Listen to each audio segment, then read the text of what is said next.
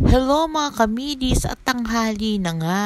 At di ko alam kung ano lulutuin ko kaya kumuha ko sa ref ng mga nakabalot-balot na yan. Hindi ko nga alam kung ano pangalan ng isdang yan. Pero ang natatandaan ko lang sabi ng kapatid ko namili daw siya ng isda. Meron daw galunggong, pampano at bisugo. Kaya sa palagay ko ay bisugo yan. Ano ba sa palagay niyo mga kamidis?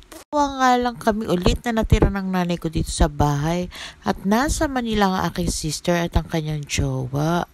As 11 na nga ng tanghali at kailangan ko na mag-ready dahil siguradong nagugutom na ang nanay ko.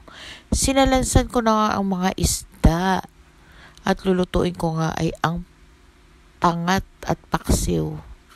Basta pinag-isa ko na yung pangat at paksiw.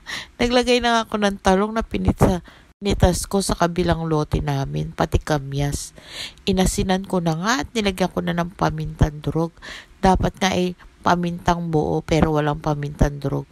Naglagay pa nga ako ng patis mga kamidis.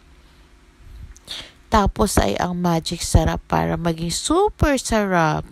Siyempre, gamay lang. Sabi nga sa Ilocano, basit lang Naglagay nga ako ng luya sa pinakailalim ay naglagay din ako ng luya sa ibabaw. Tapos sinukaan ko na nga mga kamidis.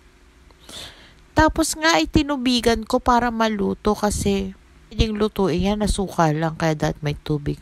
Sinalang ko na nga at tinakpan para siguradong lutong-luto ang isda.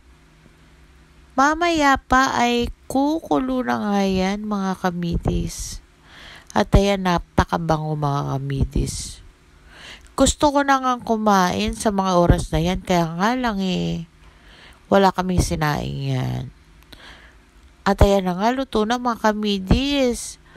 Kaya naman, dali-dali na ako nag-unab ng sinaing at sinalang ko na dyan sa Koreanang rice cooker namin.